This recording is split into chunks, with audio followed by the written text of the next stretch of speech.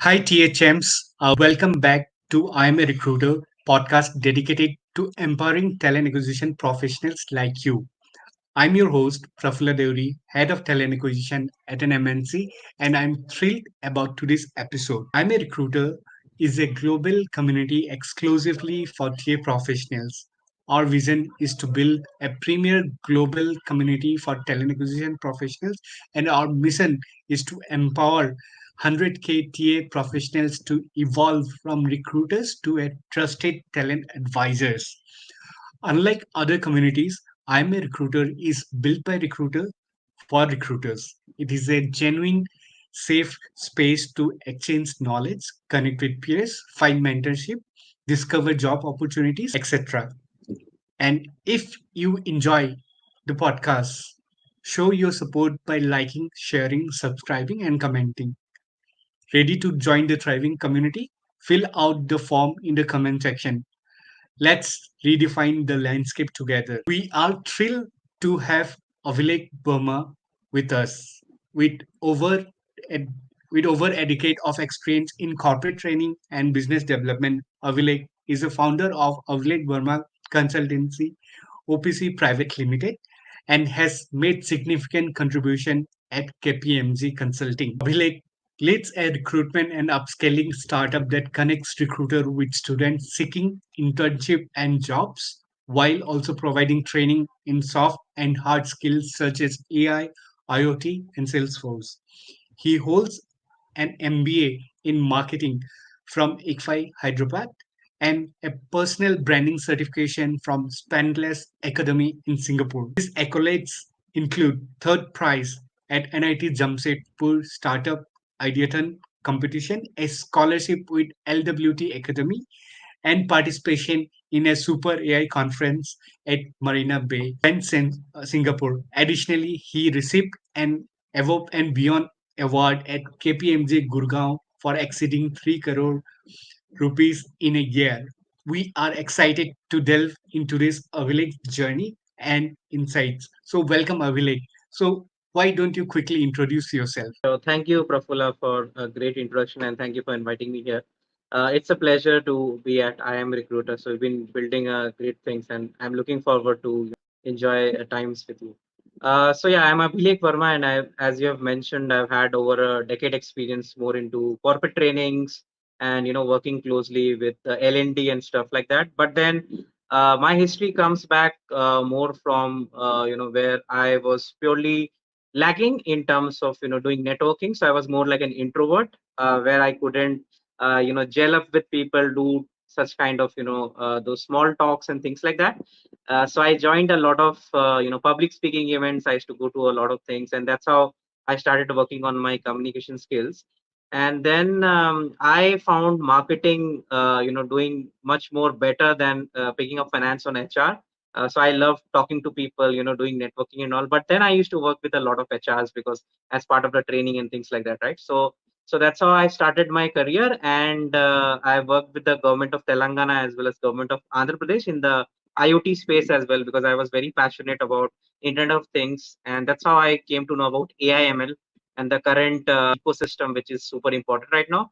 So before starting my company, I just received close to 3,500 resumes in 1 year for students asking for reference in job. Was when I was in a startup and also at KPMG. So all these years I was trying to think, let me solve this bigger problem, and that's one of the reasons I started last December my startup, which is into AI/ML and trying to bridge that gap between academia and corporate. Right. So that's a brief about me, and I'm looking forward to enjoying the conversation with you. Sure, sure. So, you were born and brought up in which place, and currently you are located in which place? Yeah, so I was born in a very remote place called Begusarai in Bihar. So it's like 100 kilometers from Patna. My hometown is Jamshedpur, right? So I keep traveling from Jamshedpur, but then I am based out of Hyderabad, where Okay. my incubation is there with City Hyderabad. So that's where my startup is, the office space and things are. Great, awesome. And good to know that you are from that part of the world. And since you are also starting your own organization, definitely looking forward for more insightful discussion.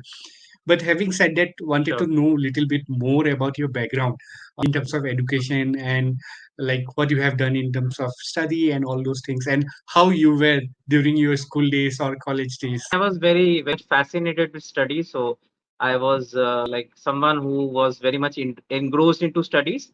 I was in Begusarai, India. Took commerce, but then I realized finance is too tough and I should move back to marketing. So I went to KIT University in Bhubaneswar. I did my Okay. graduation BBA in marketing. That's where I learned a lot of things, networking. I met a lot of foreign students as well.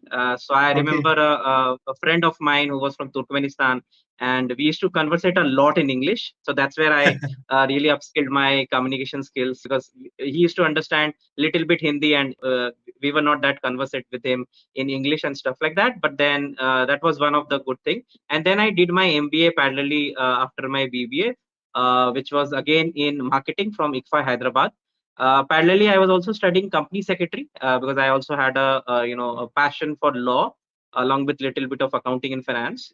So I did a couple of levels. I left CS, but then yes, I had a good networking with a lot of ICSI chapters in Bhubaneswar and also in different other cities. So my background is more, you can say, a mix of everything. But then luckily now my startup is more into recruitment and upskilling. So again, coming back to the HR and tech part. Yeah. Good to know. Good to know. I would say that definitely, like you have mentioned, it mix of everything, right?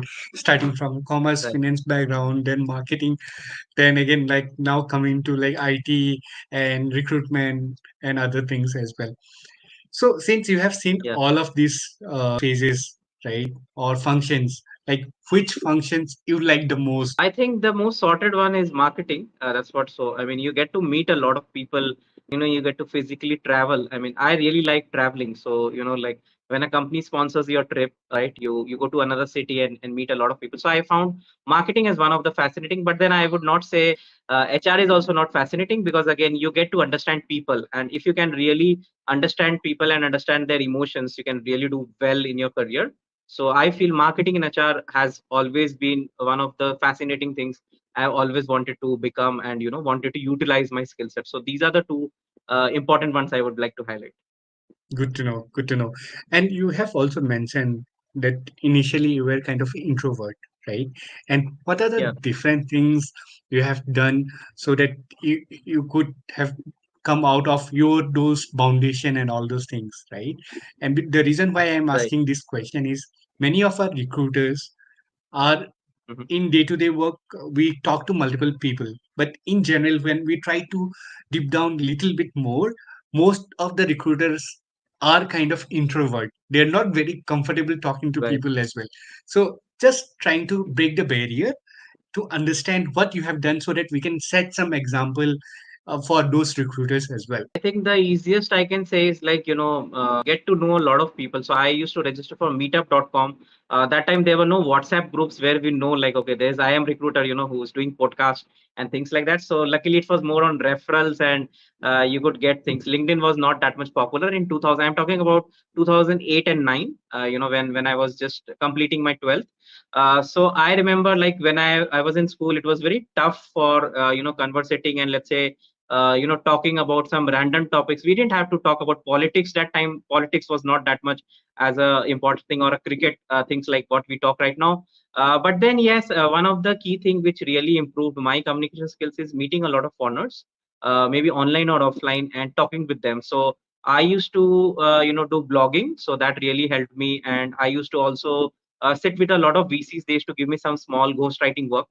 So I used to conversate with someone who is in China, and I used to, see like, oh, my English is better than them, right? So then I used to say, oh, I still can improve their English by teaching them something like that. So I started teaching all these foreign countries a little bit of spoken English, and that's where I started improving my English as well, because I realized there's a gap between different countries. Just like we have mother tongue interference, like how we pronounce words and things like that. But then when I went to London and UK, like to conversate, who used to give some review for my books, because I was also a book writer. I wrote in fact a book on introverts hidden meaning, and did a research of around 16,000 profiles Okay. in multiple countries. So that's where I realized like, okay, like I have to convert from an introvert to an ambivert. I can't say I can really convert to an extrovert, but that's how I realized I really have to network. So I used to, when I was in college, I used to just spend a lot of my time in meeting new people, whether it's offline or Okay. online. Every day I used to have like a target of, let's say, I need to talk to two new people, right? And that's how Okay. I said, like, okay, I have 300 plus days. Let's say I'll be, giving the sleeping cycles and all. So 300 days, so I can meet 500 to 600 people in a year. And that's what I've been doing since 2008 and 9. And that's how my LinkedIn has also grown, in terms of networking and things like that. So I have had chance to interact with close to 33 countries, to talk about their culture, to know about those things, and also publish a couple of books on Amazon. That is one of the reasons why I was able to move from an introvert life and then try to conversate on that same wavelength with other extroverts and things like that. Okay. Great. Good to know. Thank you for Yeah, the tips. I would say. uh, Again, like the next thing which I wanted to ask you is, like, since you have already started your startup, so definitely there is some kind mhm, of problem statement you are trying to solve, right? So when did you right, realize about that particular problem, and when did you thought that what is the next step you need to take? Because there are many people who have ideas with them, but they don't know how to correct. start. So can you give some tips or share your journey as well Yes. along with the tips? Sure. The company name Abhilekh Verma Consultancy was there since 2014 when I was, probably going to graduate from MBA. So I wanted to do something in consulting where I can really, help people. But then the idea of recruitment and, let's say, very specific to solving this problem came 3 to 4 years before, where I mentioned a lot of, profiles. I used to receive people asking for internships, jobs. So I saw this as a bigger problem. And another thing, what I realized is, since I have network, it's pretty easy for me to connect people, right? So that was my most easiest conveyance thing. So I thought, why not make a business model on this? And then I started doing a little bit more Chat GPT workshops. So that also helped me to connect with a lot of universities. In fact, think about, like, I have a session with Microsoft Chicago, just sitting in India, right? So it's just because of this online presence, right? They coming to me and saying, like, why don't you organize a session for us? So this is all because what I believe is being open to criticism and also open to improve yourself.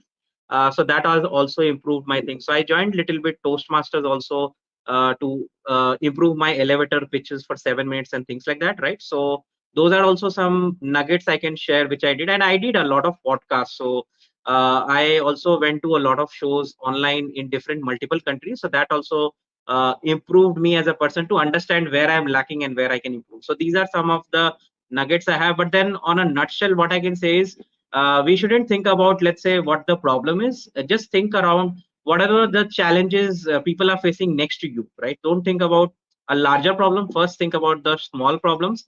So let's just see your surrounding. I'm sure you will find a startup idea more Yeah. easily, and then you go to those VCs and angels, and then let them advise you, whether your idea can be improved and things like that. So that's how I started improvising and maybe building something over the tech, because that's how I got my incubation.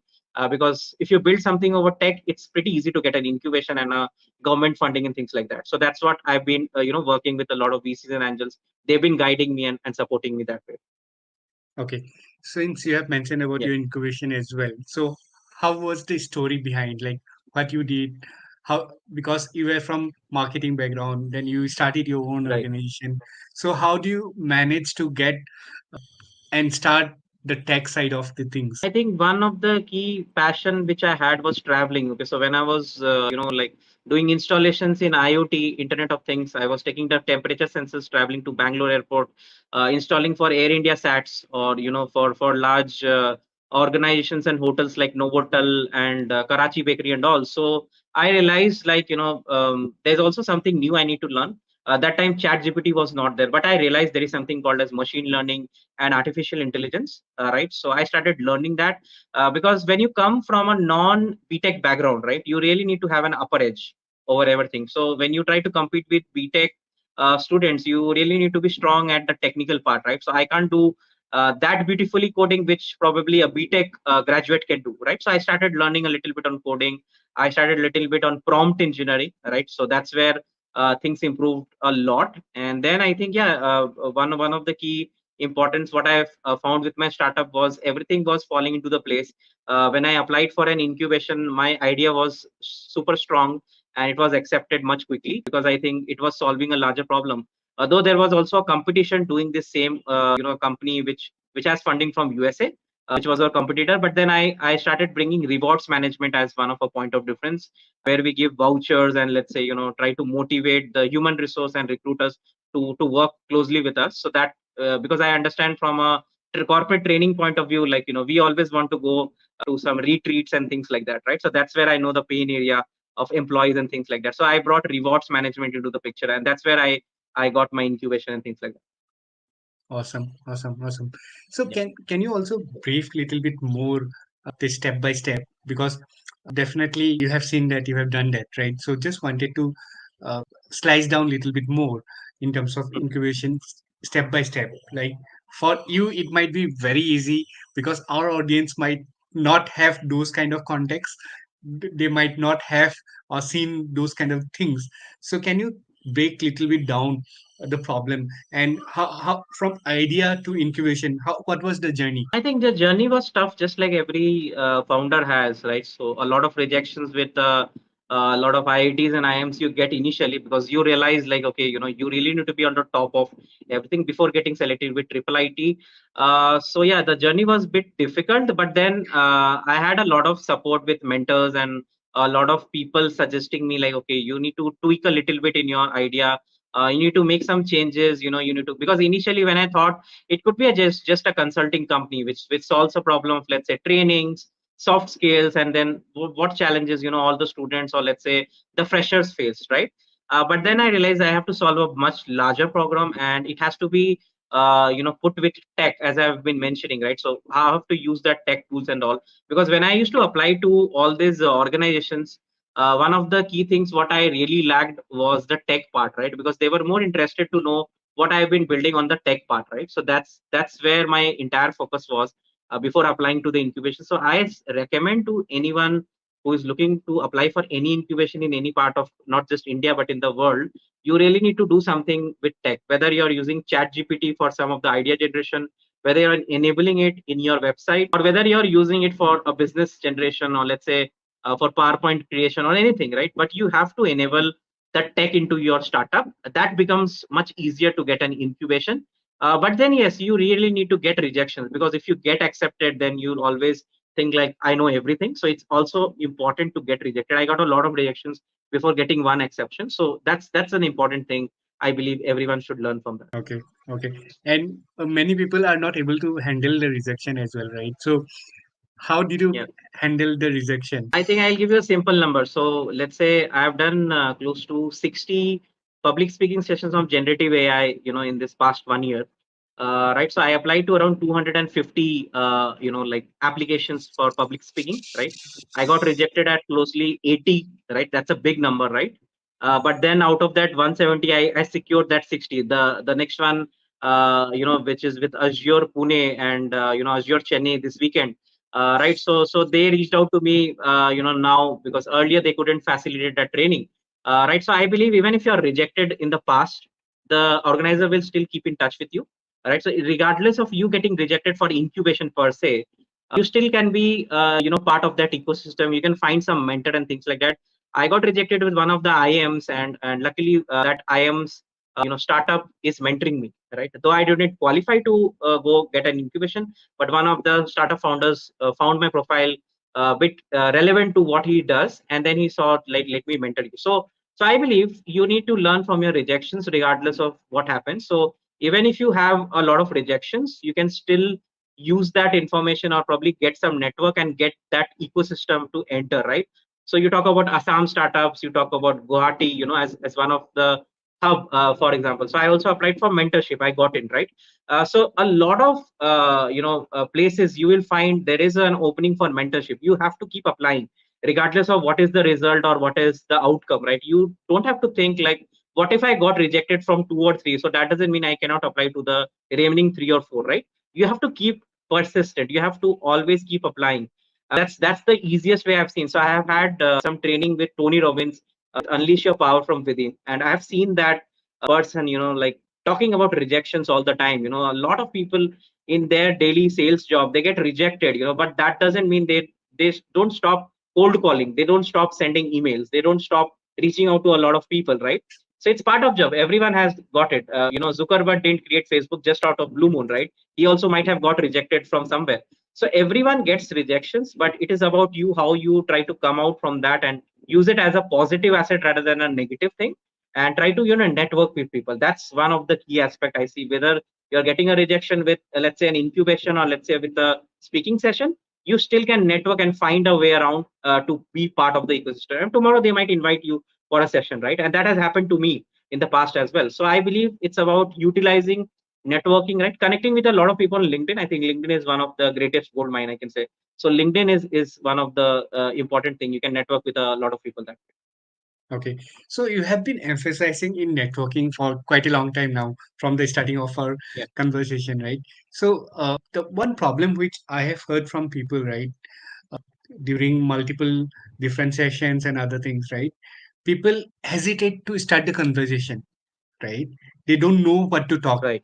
So since you are good with networking, any tips for our audience? I think the easiest thing is don't think about who is on the other side. Just think about he might be someone who might be a friend of someone else, right? So, what do you do with someone who's a stranger? You just have an icebreaker session. You just talk about, what's happening. Let's say the weather. Let's say, what's happening in your country. So I remember cracking a deal with someone in Zimbabwe. I know nothing about Zimbabwe, as a country, but then I realized there might be chances of, let's say, talking about gender inequality, poverty, right? So some other things which are very common, which I can Common. talk about. So I started to find the common ground, and we started conversating. And then the client, asked me to do some mentorship and a training for them. So it's about just understanding, like, don't think about who is on the other side, what designation they are in, or let's say, what work they are doing. Just think about how you conversate with a normal friend, right? Find a common ground. If you find a common ground, it's becomes super easy, because there might be also chance that the other person might also feel uncomfortable sharing things with you. So how do you make the other person feel comfortable? The moment you make the other person feel comfortable, automatically the friendship happens. And that's how you select friends in your school, right? You don't become friends with everyone.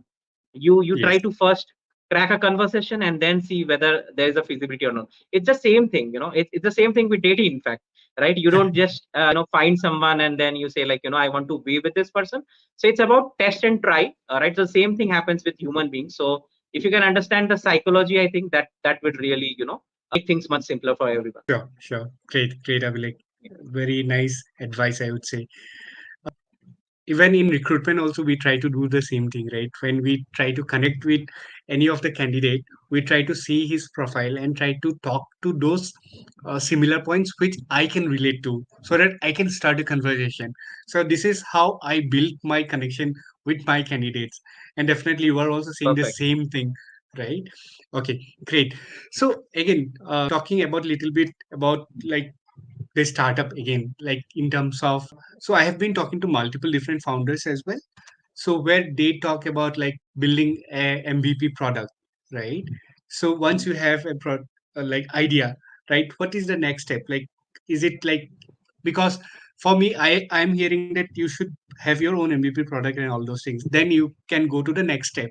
So what do you think? I think no. I mean, it's not necessary you need to have MVP. MVP is necessary if you're applying to an accelerator program, or let's say you're applying for a funding and things like that, right? So or a grant, right? So there you need a minimum viable product. But then what I would say is, like, if you have an idea, there are still a lot of pre-incubations, like different ecosystem where you can apply.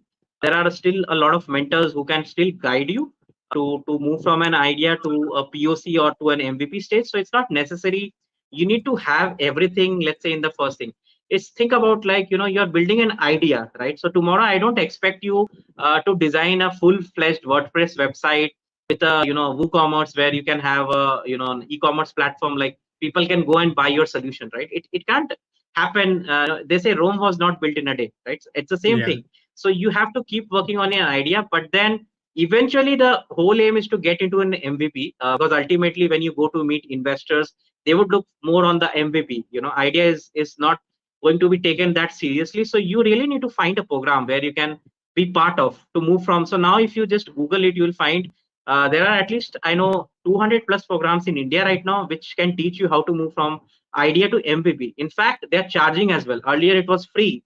Now they have made it as a full-time business, right? So you talk about Okay. IMA Ventures, they charge 1.5 lakhs just to move your idea to MVP, right? So Okay. I know, like, no, this is also a business model which people want to know from idea to MVP.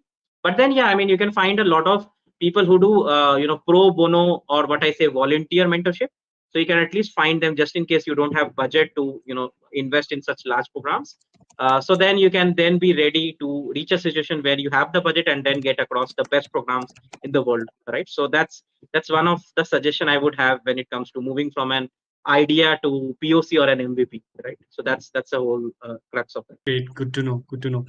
So the reason why I'm also asking you is since we are building this community, right? So we want to build a world-class community for our TA fraternity, right? And we are Right. quite new. We just have an idea. We are trying to solve piece by piece by doing multiple different things. So since you have similar kind of experience or little bit more than in building the organization and all training wise, so we thought that definitely you will be the right person to give us some guidance as well, right? Absolutely. I mean, it's always about collaboration. So, I'm always open for collaborations where I can also improve my skills, and we both can improve the lifestyle of a TA, because I know I had also a chance to do staffing, by the way, for a year, where I was probably, trying to fill up some positions with HP.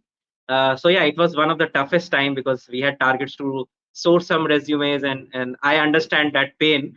I've not had that kind of experience of maybe a decade into recruitment, but then a year I was there, so I understand the pain of you inviting a candidate and then that candidate ghosting you.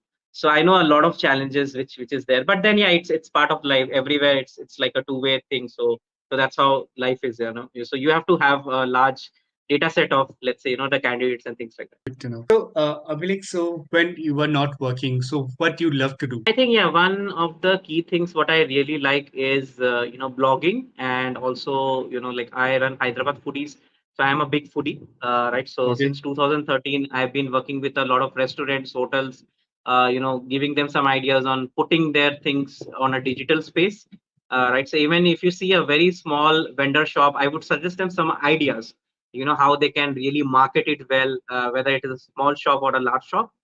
So yeah, I mean, building anything about food, anything about meeting people over coffee.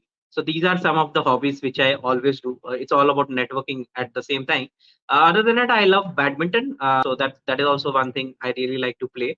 Right? But then yes, I mean, there are a lot of skills which I do. But then I try to focus more on also journaling and reading a lot of books as well. So that also helps me to upskill myself. So that these are also some of the hobbies which helps me to think about other areas of scope of work and things like that. So, when you mention about different books, what kind of books do you love to read, and like what kind of books you would love to recommend to some of our uh, recruiters? I think not specific just to recruiters, but then to a overall mass. What I can mention is, 48 powers of law, 48 laws of power by Robert Greene.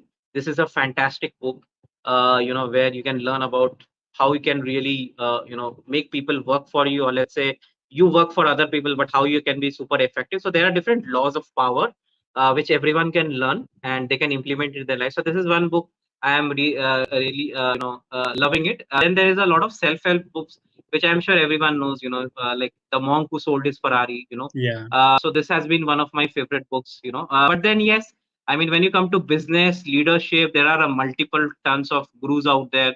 Whom you can learn. So I when it comes to, let's say, recruitment or let's say sales, I look up to Jordan Belfort.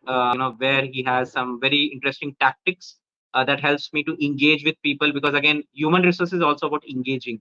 All right, so how do you engage people, how do you develop your tonality and things like that. So I have learned a lot of things from Jordan Belfort. The Straight Line of Persuasion, it's a course, plus parallelly there's a book also available on Jordan Belfort's all those tricks and tactics. So that will help a lot to the recruitment space, and also to people who are trying to sell, or let's say trying to get candidates or doing something for their organization and things like that. great, great. Thank you so much, Abhilekh. So, Abhilekh, again, like coming back to the incubation center, right? So, Mhm. like in a day, since you were part of the incubation center, so even you have other works as well. So, how do you manage? How do you cope up with your time and all those things? And how much time I required for the incubation center? I think one of the key things is maybe keep it whenever you want. So incubation is all about when you need it, right? It shouldn't be like you go daily to the office. It will depend if you have a business meeting, let's say in a different city, so you travel, right? So I don't keep something very fixed how much time I'll use at incubation, but then we get something like 6 hours as a complimentary to do meetings, which is in rooms like having eight or 10 spaces, of people. So I can do a lot of such productive meetings. Parallelly, we have a 150 and a 75 seater conference room whenever we want, whenever it is free, we can book it. So these are all complementary to the deep tech program. I'm part of Triple IT. But then, yes, I mean, the co-working space is chilled because you can go anytime. You can network with a lot of Microsoft or let's say ISB founders, who sit close to me, so there are some very interesting people. Atal Incubation Center is also there. So there are some good funded programs also there. So I believe having a timeline, like making sure when to do mentorship, when to take up trainings, and when to solve the problem of startup. So that has to be divided maybe one third each. That's what I do. So I try to divide because I don't want to mess it up by doing everything. So I try to outsource a lot of my tasks to some of the interns. That saves a lot of my time. Right. Parallelly, I also find an executive assistant from different countries, so they can really take care for my calendar and things like that, right? So these are some important statistics needed, but then I don't have a very fixed schedule when it comes to how many hours I need to spend to incubation. It's again flexible, so depending upon when I need it, I go there. When I don't need it, I don't go there. So but then yes, the good part is when I'm very much needing for a, let's say, a space to do meetings, let's say with a lot of people, I would love to organize a proper workshop. I did one with some audience on AIML. So looking forward to do some more workshops and stuff like that. So that's where I put a lot of hours, because to organize a workshop with, let's say, 100 200 people, you really need to be focused. So I spend more energy when there's a lot of workshops and things like that. And sometimes to network, I just go and just chill out and things like that. Okay. And just wondering, right? So Abhilekh Verma Consulting and the startup in the incubation are both different entity, or it's the same part of the same entity? No, so Abhilekh Verma Consultancy is just a single entity, right? So all the incubation is on the same name, right? So all the Okay. incubation which I get is on the startup thing. But then when you talk about, let's say, mentorship, so you talk about Vadhvani Foundation, other startups, in different states and all. So whenever I apply for them, I mention them, like I am also a startup. So I make it very clear, like I'm also learning, right? So there are only the areas which I will support is marketing and sales. Okay, something related with tech, marketing and sales, right? So I cannot recommend someone, let's say, though I am coming from a commerce background, but I cannot say like I'll do all your portfolio analysis and finance and things like that. So I make it very clear what is my expertise before I taking up a mentorship role, because whatever I have done in the past decade, it becomes super easy to translate to someone who's just a budding entrepreneur or who's just starting out fresh. They know how to reach out, but they don't know how to convert, right? So that's where my expertise comes in. I train them to ensure that it's not just a lead, but then a closure, right? So because I've been into some large organizations like KPMG, training, in terms of closures and also in terms of engaging with clients and things like that. So I've been trying to focus more on the closure part rather than just the basic of lead generation. So those kind of mentorship, I make it very structured and provide it to the audience. So I have had recently a conversation with someone who's a student entrepreneur who's based out of Philippines. They had an Okay. exact same idea which my startup has, right? Okay. But it's an idea, right? It's not someone which has implemented. They have clients and things like that, but they understand better the Philippines market. So I am just collaborating with them to help them to enter into Singapore, India, and other Southeast Asian countries. So it's like a collaboration with them, right? But I am also their mentor because we met at Vadhvani Foundation, right? So I'm just saying, like, you have to be open to opportunities, but parallelly, even if there's a competition, you can still collaborate, right? So one suggestion would be for podcasters out there is find as many competitors, find as many people who are in this recruitment state, and try to collaborate more, see it offline, online. I think that really will add a lot of value, because again, I can recommend there's a lot of podcast happening in recruitment space, a lot of technology things happening in that, right? But then sometimes they don't invite each other, and that's what one of Yes. the strangest part I've seen right now. But then in sales, when you talk about sales, we love inviting people who are in sales, right? So that's what, because we like to network, right? So Yeah. but then Yeah. yes, I mean, Yeah. this could be a good strategy I would recommend for you, because I believe, like, there might be you get access to their list of clients, they get access to your list of clients. So it's a win-win situation for both the parties. That Totally agree. Totally agree. So yeah. I would say about another community similar to us. Mhm. We did reach out to them, but they were kind of like not very comfortable. And there are a few community members uh, whom we joined through WhatsApp and other groups. So they kind of delisted us from their WhatsApp group and all. So I I do understand. understand what No, you are. I'll get you one. I did a podcast with one of the organization whose tool actually I use it for my startup. So I'll get you one to connect with. They also hosted my podcast. It was a LinkedIn audio session. So I'll connect you with one who are purely into recruitment space, and I'll make sure you get a chance to work with them as well. So yeah, Yeah. so I'll ensure you have something a competitor, but then yes, they would love to work with you. So it's always like win-win situation, which you have told, right? We all are learning Correct. at the same time, right? Right, and it Someone becomes might have easier. some I mean, other advantage. right. I mean, it's become Sorry. easier because your network is large, their network might also be large. So you both collaborate. So the both the network becomes together, right? So that's always good. The reason why I choose this Philippine startup is I know I don't have any experience in Philippines. I have little bit limited knowledge right now, but with their help, I can also enter Philippines. There's a big market out there, right? So every country is unique. So similarly in recruitment space, definitely there's a lot of, but yeah, I mean, people have to change. People have to believe that it's not competition, rather it's a collaboration, and that's what the Yes, difference yes, between two yes. C's are, right? So that's an important. That's true. That's true. I totally agree. Even in one of my previous podcasts, one of the co-founder, Hari, Yeah. he's building a company name called Tidy Hire product. Hmm. So he also mentioned the same thing, right? It's like initially when he started his organization, he was very tense with the competition and all. But later, what he found it that instead of competing with each other, we can complement each other, right? Correct. And he suggested me the same thing which you are suggesting, Abhilekh.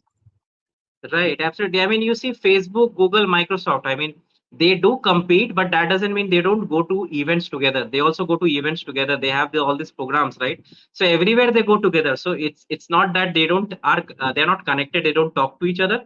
They know, like one person might apply at this program, they might get selected, but that doesn't mean they shouldn't apply at this program. So it's not a non-compete kind of an agreement. So if you join Microsoft any of the programs, you can still join Google program, right? So that's the important part of competition. You can always choose whom you want to work with, right? So that's the same thing.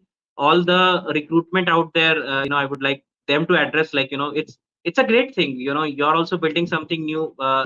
Prafula is also building something amazing. So it's always good to collaborate because ultimately it will help in the long run. We're not thinking about just the short run, but then it's a long run where you will get similarly prospects who might need your solutions tomorrow. So there's always a win-win situation for both the parties. Totally agree. Totally agree, Abhilekh. So, Abhilekh, while building a startup or building a community, right, you need lots and lots of focus, lots and lots of energy, right? And Right. sometimes you feel like you are drained out, right? So, what you do basically to keep yourself pumped up? I think there's always a learning curve, as I mentioned, like like rejections, or let's say people asking a lot of information, you don't have it. Like, so I had a investors meet recently, and they asked me like a hell lot of information, term sheets, balance sheets, everything, right? So I was able to provide little by little, but at the end they said we don't invest in recruitment space, right? So that's a hard part. You have to do that. You have to they said we are very much interested only in deep tech, that too in enterprise, right? So but then I put all my energy, I put everything, but then it's a good learning for you, like what are the steps maybe in the future another investor might look into, which I might have not thought about, which I might have thought, oh, I just need to send them a pitch deck, they will then evaluate and things like that. They sent me a bunch of questions which I have to do a lot of research and come back with the answers and stuff like that. So I believe, like, even from your negative experience of, let's say, not getting the funding, or let's say not getting the money, you can still learn from a lot of things, because in the future it is again going to come back to you. Just like when you fail in an exam, right? It doesn't mean like tomorrow you're not going to pass in the exam, right? It's just that specific time period. So you have to learn from your failure. So that's one of the thing I learned from my negative experience which I get. So I mean, one of the key things what I would say is the pressure, you should have to quickly adapt to different situations, right? So that pressure you have to take it out, and then you have to meet other people's expectation, right? Because if you don't meet other person expectation, then you will become more stressed, right? So That's one thing I've been doing. So meeting others people expectations is important, but for that you really need to first be clear with what you want, and then yeah, doing mind blocking, maybe having 30 minutes or 1 hour with yourself every week, shutting down all your systems and just working on thinking what went good, what went wrong in the entire week, what could be better. Those are things which will really help you in the longer run that way. Got it, got it, got it. So during our first discussion, like you also mentioned a couple of things about funding related stuffs and all, right? So Right. since I don't have any experience in those things, so can you also brief little bit about those so that our Yes. audience can find it useful? I think yes. I mean, one of the key things with when it comes to funding is I'll not name, let's say, an angel investor, but then Sure, sure, sure. yeah, there's an angel investor, and they said to me like, you need to have three founders. If I want to invest 6 CR into your startup, right, your monthly recurring revenue should be 2 lakhs per month, right? So angel investors have very fixed mindset, like specifically if I have one, two, three checklists, then only we are going to talk on that level, right? But when you Okay, go to okay. VCs, okay, so VCs are able to sometimes adjust to what is there into the market, and they can probably revise few things, talking about equity and things like that, right? So different kind of organizations will have different kind of approaches. Someone will invest in SaaS, someone will invest in recruitment space, someone will invest in specifically deep tech, which is again very specifically to engineering technologies and things like that. So you need to know exactly what are the different sectors where they invest and which are the ones who are sector agnostic, who can invest in anyone. So that is one I think I can recommend F6 programs. So F6 programs is one of the easiest way where you can just register and try to globally apply to a lot of funding. So when you register there, you can probably go and just put your profile out there. It will ask you some basic questions, insert your pitch deck, and you can apply to a lot of such scholarship and let's say grants and also funding programs. At the end, regardless of you getting selected or rejected, it will be a learning exercise. So funding is all Yeah, about a learning exercise. I've seen the ones getting a lot of funding, they got rejected initially. Right, I okay. have someone whom I had an interaction. We were working when I was at KPMG. They were one of the prospects kind of a client, right? And they recently got funding with Shark Tank India, right?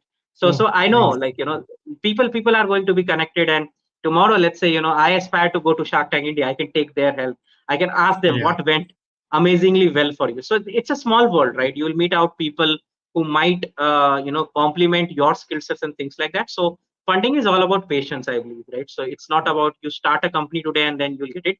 It is a 1 year process. 1 year you have to give to your startup. I recommend give 2 to 3 years to your startup. See as much as you can manage with the funds, though it is tough from let's say bootstrapping perspective. You can apply for a government grant that can really work that way, right? But then yeah, I mean, having multiple sources of revenue will help a startup. So let's say for example, I also do book writing, right? So I had few sales of people buying in US my book, right? So that is a okay. passive income, right? Let's say with Amazon, so I don't have to literally be online and convince someone to buy a book. It's just listed on Amazon, right? So these Yep. are some of the ways for startup owners I recommend. This will help you to survive. You can have that what we say in the term of runaway funds.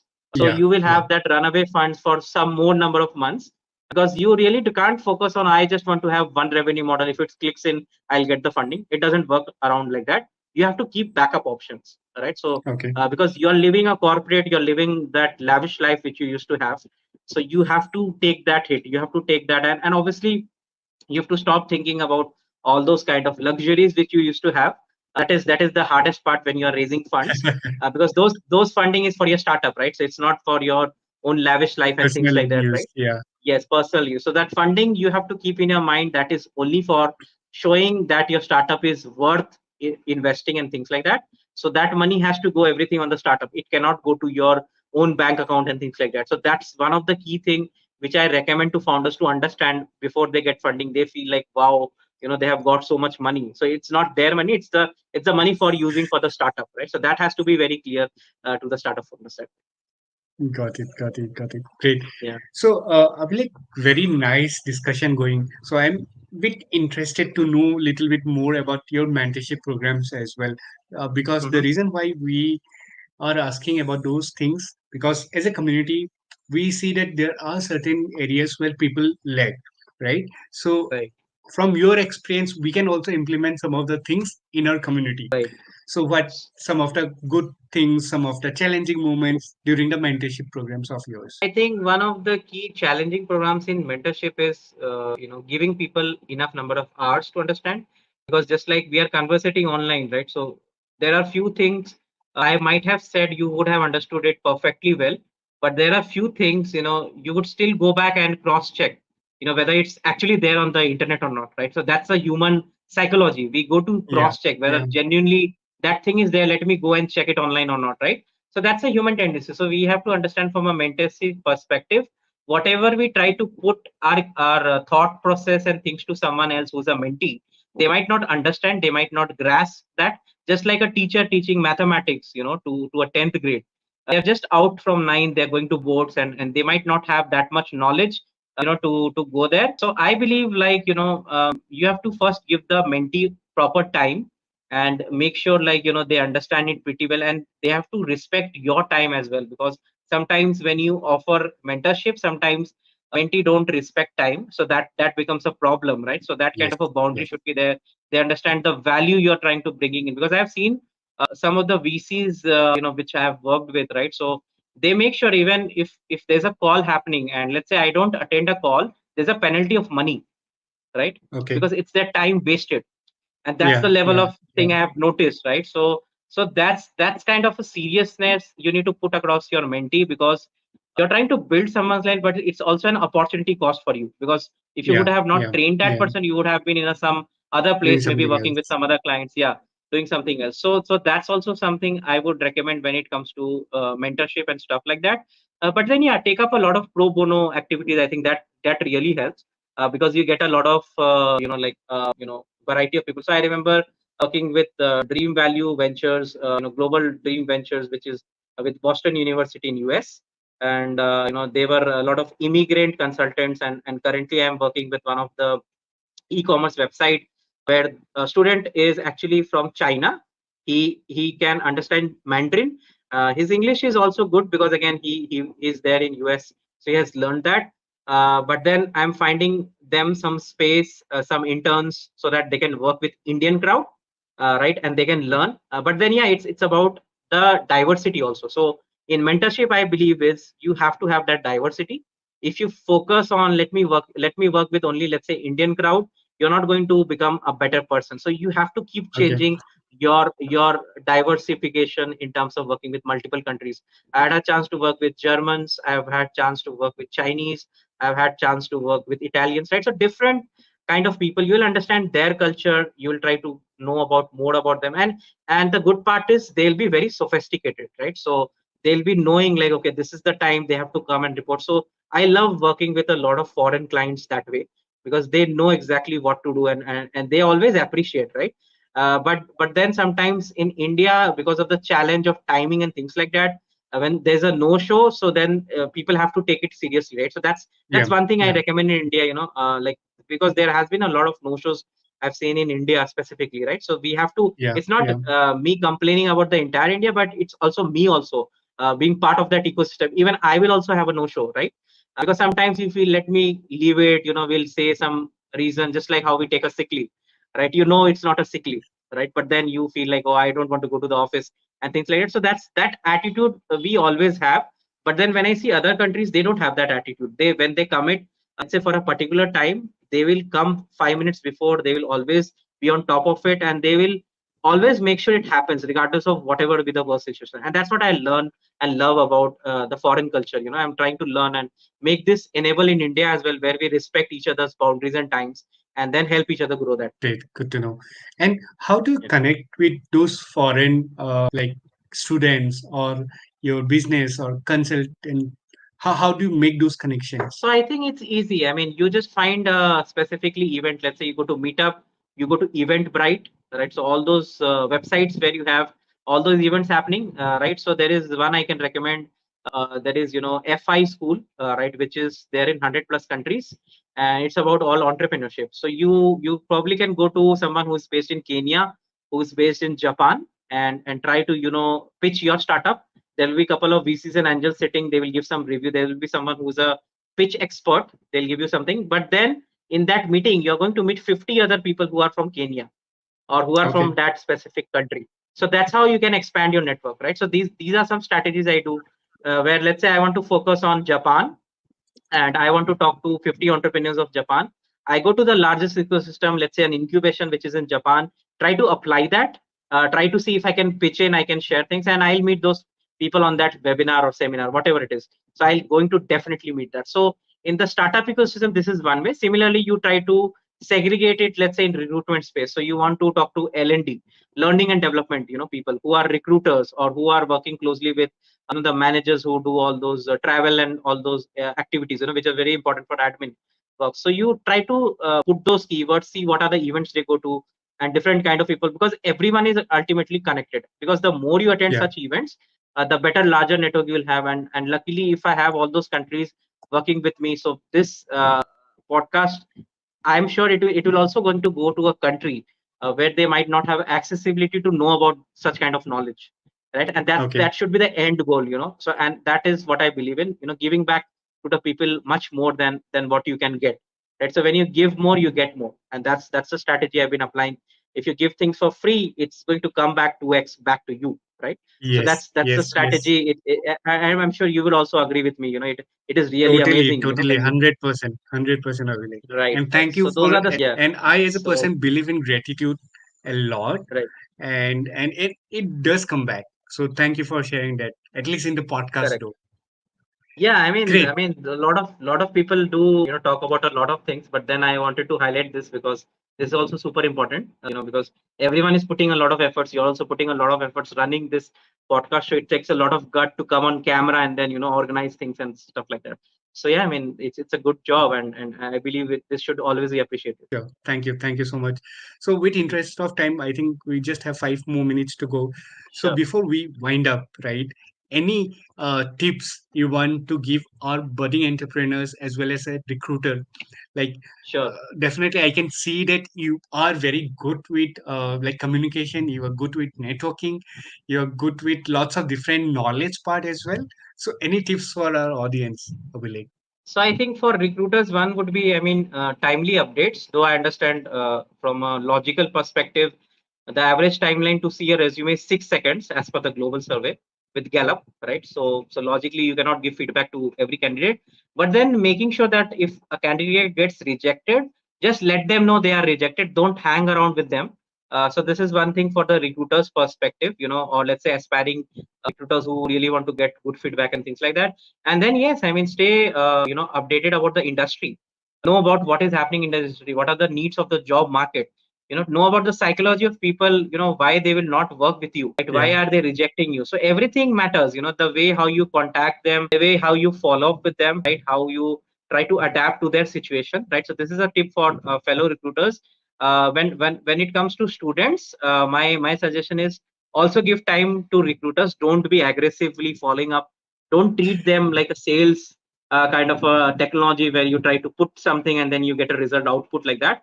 They are not chat gpt, by the way, right? So you don't give a prompt and you will get a result like you're selected Yeah. or you're Immediately. rejected. Right. So you have to also be patient from a student point of view. But then yes, I mean, instead of thinking about, let's say, what's my job application status, think about what are the problems you're solving for the recruiter, because that's how you will become more connected with the recruiter. Just don't think about yourself, think about the larger problem. So just think about what you're trying to do for the recruiter industry as well, because that will help you to fetch the job much faster rather than just thinking about, oh, I just need to get the job. Maybe I send more number of messages, I might get positive response. So that is a luck, and luck will fortune obviously the ones who put a lot of hard work. Right. So I believe like you really need to research your recruiter before even reaching out and making sure they are also comfortable while conversating. It shouldn't be like you chasing them, rather you should be so much of importance they should be chasing you. And that kind of a first impression really matters. So for students, my idea is like, just think about all those things, and that will really help you to fetch your first job, because that's also something my startup does to help the students get their first job or internship. Great. Awesome. Awesome. So before we wind up this call, I would Yeah, really take a moment and recall one of the sentence about failure, right? So most of yeah, the successful people, they talk about failure, but whoever have idea and all, they get scared and thinking that what will happen if I fail. But without Correct. failing, you can't proceed, right? So, uh, Right. last tips on failure. I think one of the key things is whenever you fail, you really need a lot of support and guidance from peers. So let's say if someone fails in a recruitment industry, what are the unique challenges you have solved? If you have not solved the unique challenges, you should still go back to a mentor, or let's say to someone who's a peer. They might have worked with you in the past, or they are currently working with you, and try to understand few more things how you can improve. So in failure, it's allowed getting the feedback, getting that support and guidance from that similar kind of a data set, or let's say a similar kind of thing. And then obviously knowledge sharing, I think that's one of the key things when I believe a failure helps. So obviously when you learn something, and you realize, okay, I have failed, you share it to five more people. People are very happy to Yeah, put on LinkedIn they have got XYZ, but they are not happy to put I have got rejected. Few student entrepreneurs doing that, which is amazing. Whom I train, they say like, look, I applied for this scholarship program, I got rejected. They put it on LinkedIn, and that takes a lot of guts, right? So these are the things you also need to put it on a large platform. The worst is you'll hear people commenting, but that's not what it is for. It is for telling others, look, everyone will fail, right? In life, nobody gets 100% sure shot thing always. I mean, you always wanted to become XYZ in life, but then when you see your past life, nobody becomes XYZ. They change, because what we dream in the childhood, we don't become that all of a sudden, right? yeah, So yeah, that's yeah, one of the key things I believe in. So you always have to make sure you keep sharing the knowledge, regardless of whether it's a positive or a negative thing. The more you share it on social media platforms, the better the chances people will stick with you and will resonate with you, because people also like to see failures. They don't want to see that Instagram reels where you're just traveling and enjoying life, right? So that is a different thing. But then when you come back home, you go back to your mobiles, you don't talk to your family and things like that, right? yeah, So yeah, they don't yeah. want to see that lavish things on the social media in front like that, but they want to be more real and realistic. So for that, knowledge sharing is the best thing when it comes to failure. And that I've seen a lot of startups coming into ecosystem where they say like, we have a idea which is about talking about, we'll only talk about failures. So there are a lot of startups which talk only about failures, and they are working on a business model and things like that. So yeah, that's what I wanted to highlight when it comes to failures. Sure, sure. Thank you, Avilik. Thank you so much for sharing all about your knowledge, about your experiences. It was definitely very interesting discussion. I have personally learned a lot and taken a couple of pointers as well as couple of notes as well, which I can implement for this community. And whenever time permit, definitely I would love to connect with you and looking forward for more similar podcast in future so that we can also learn from you how our journey is going. We can also share together those journey. But once again, thank you so much for your time and Sure, really Prafula. I mean, grateful for yeah, being it's here. an amazing experience for me as well. Thank you for inviting me and taking your efforts and time to put this show. I'm looking forward to once it gets viral. Hopefully, I mean a lot of recruiters will be happy, because I think there's few problem statements which you touched, and I'm sure they would get that justice through your podcast. So great job doing that podcast, and thank you for inviting me here. Sure. Thank you. Thank you so much, Thank Abhilekh. you.